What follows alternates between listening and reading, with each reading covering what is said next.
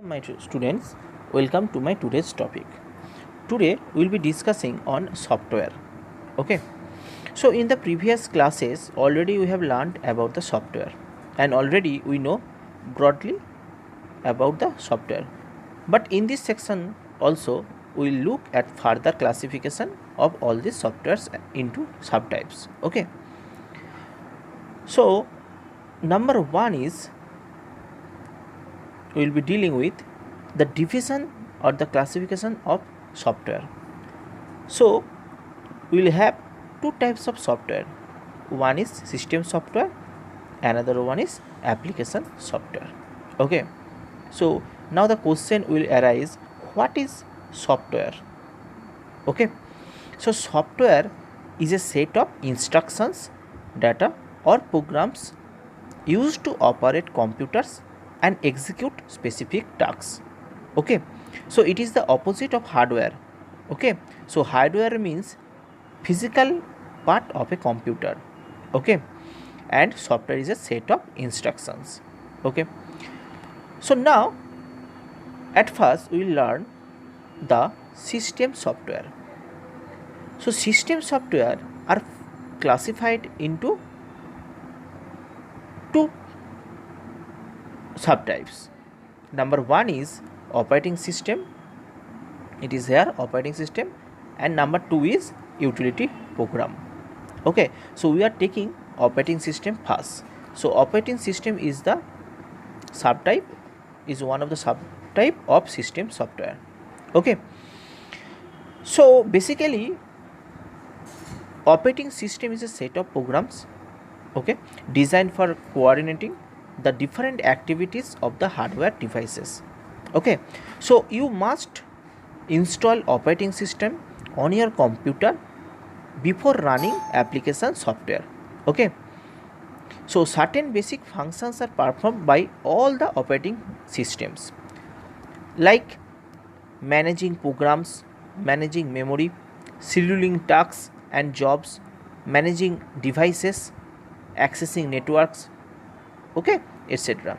So as an example you can say that Linux, Ubuntu, MS-DOS, okay, and we use Windows, okay, that may be Windows 10, Windows 8, Windows 7, all the versions we know. Okay, so all these are the examples of operating systems. So before doing anything on the computer we have to install the operating system first. Okay, so these operating systems can be further divided into following subtypes. Here are the types: single user or single tasking, single user or multitasking, multi-user multitasking, single processor operating system, and at last multiprocessor operating systems. Okay, so we will be learning all of them one by one. Okay, so at first it is single user single tasking. These software allow only one user to run one program at a time. Okay, next one is single user multitasking. That means this software allows only one user, here is the single user, so it allows only one user to work at a system. Okay, but this one user can run more than one program at the same time, like you are doing something on Paint and also listening the music. Okay, got it? So you can run more than one program at the same time. Okay, this is single user multitasking. Next one is multi-user multitasking. So in multi-user multitasking it allows multiple users to access the same system simultaneously. Okay, so here each of the user can run more than one program at the same time. So here it allows multiple user and also it allows multiple program to run on the same computer at the same time. Okay, next one is single processor operating system. So these systems can only support only one CPU running at one time. Okay, as it is single processor. These are normally used in personal computers. That means the computers we use in our regular life. Okay. Last one is multiprocessor operating system. These systems can support two or more CPUs running at the same time. These are normally used with servers and mainframes. Okay. So all these are the subtypes of operating systems. Okay. Next one is utility program. Okay. So what is utility program? We have to learn first. Actually, utility programs are the software designed for performing specific tasks related to management of the computer. That may be software and hardware management. Okay. So the classifications are given below. So number 1 is file manager. Number 2 is file compression utility. Number 3 is diagnostics. Next, disk scanner. Next, disk defragmenter, and last of all is backup. Okay. So we'll be learning one by one. At first, it is file manager. So this utility allows us to create, display, copy, and move files residing on the computer or network. Okay. Next one is file compression utility. So this type of utility are used when we want to reduce the size of the files stored on the computer. Okay. So you can use WinRAR or WinZip. Okay, 7zip. Okay, this utility programs are used for file compression.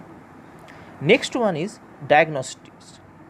Diagnostics basically are the utilities that checks your system and see if everything is running okay or not.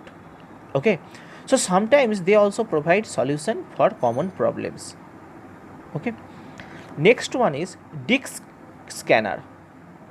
This type of utilities actually works to detect and correct both physical and logical problems on a hard disk and search for and remove unnecessary files from your computer. Okay. Next one is disk defragmenter. These utilities are used for optimizing the functioning of hard disk. Okay. So it works by reorganizing data and empty space on the disk. Okay, and last of one is backup.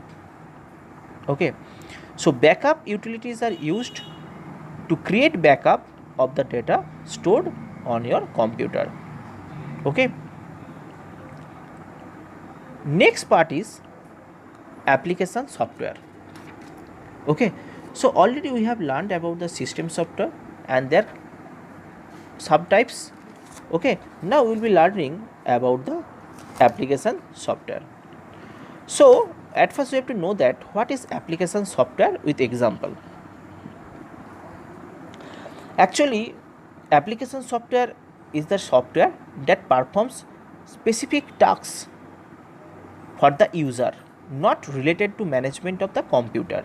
Okay, so system software is basically related to the management of the computer, but application software not related to the management of the computer. It is designed for the user to perform specific tasks. Okay, so these specific tasks can range from productivity or business tools to entertainment tools.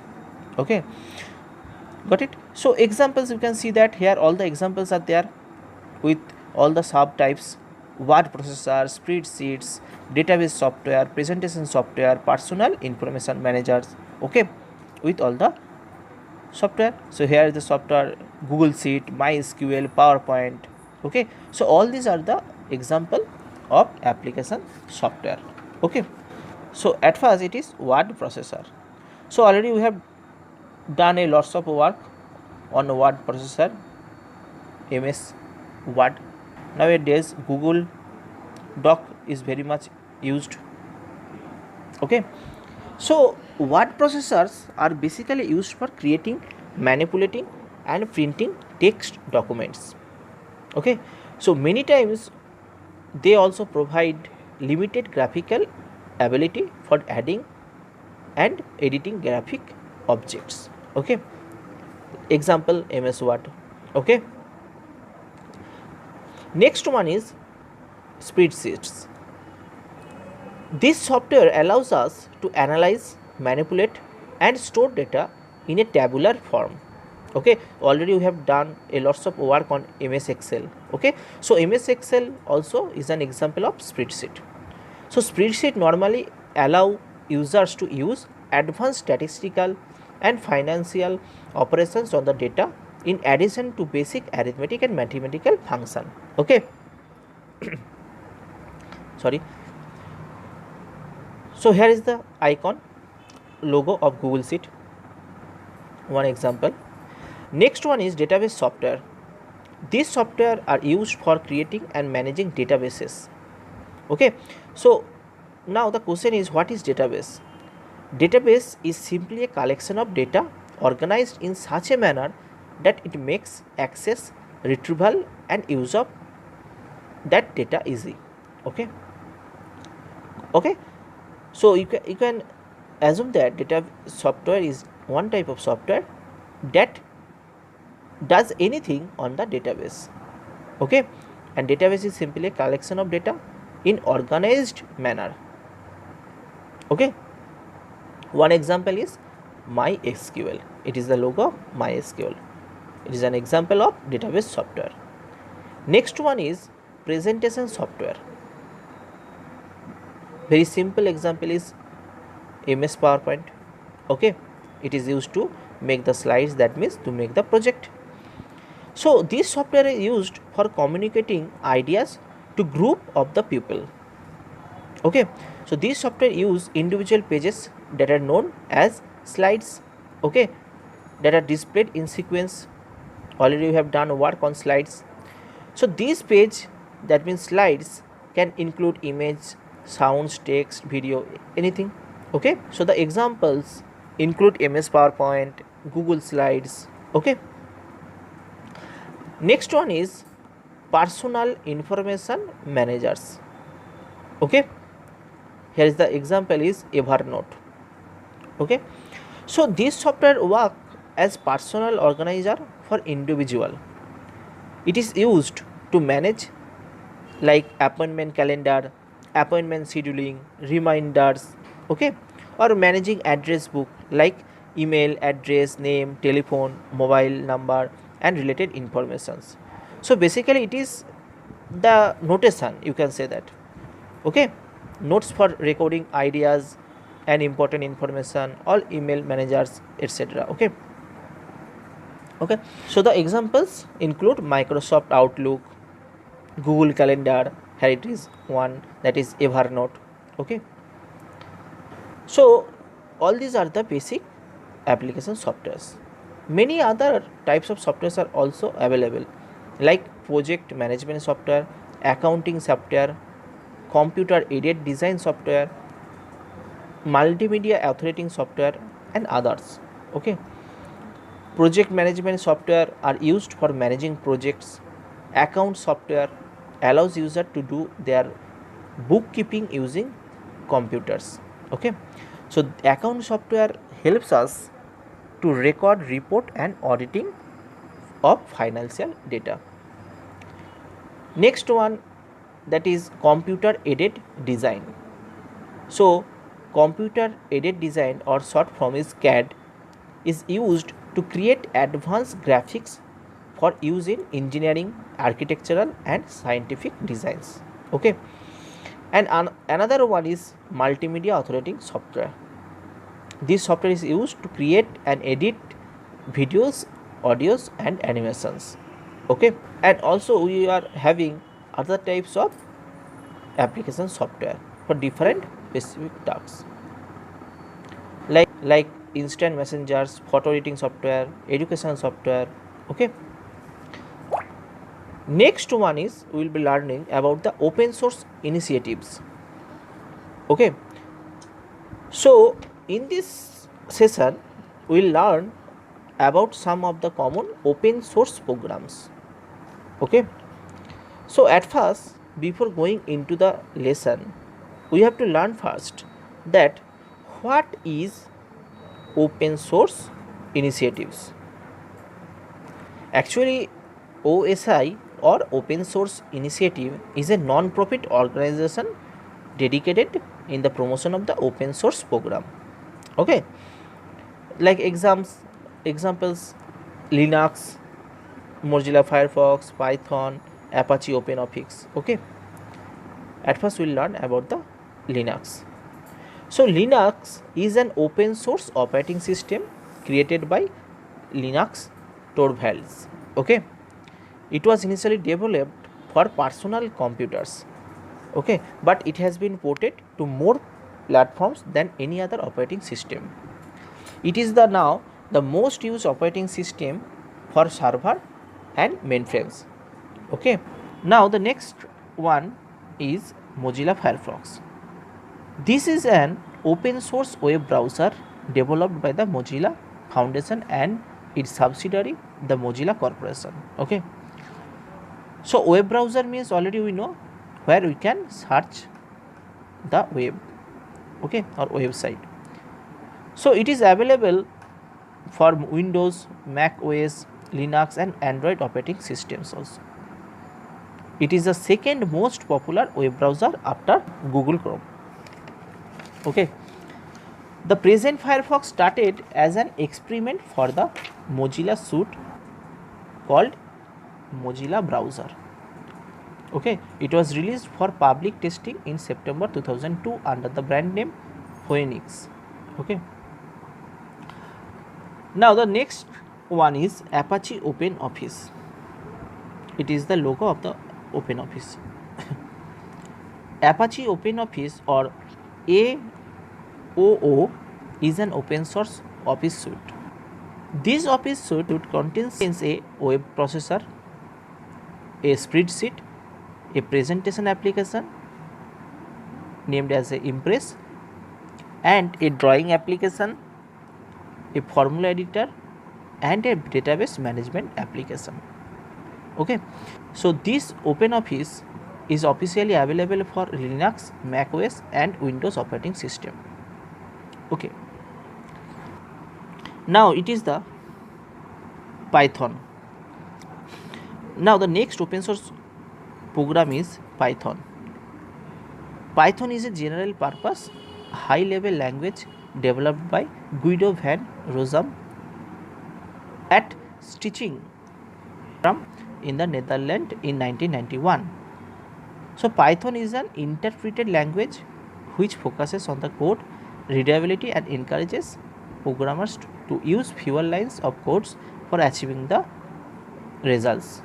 Okay, so Python is one of high level language.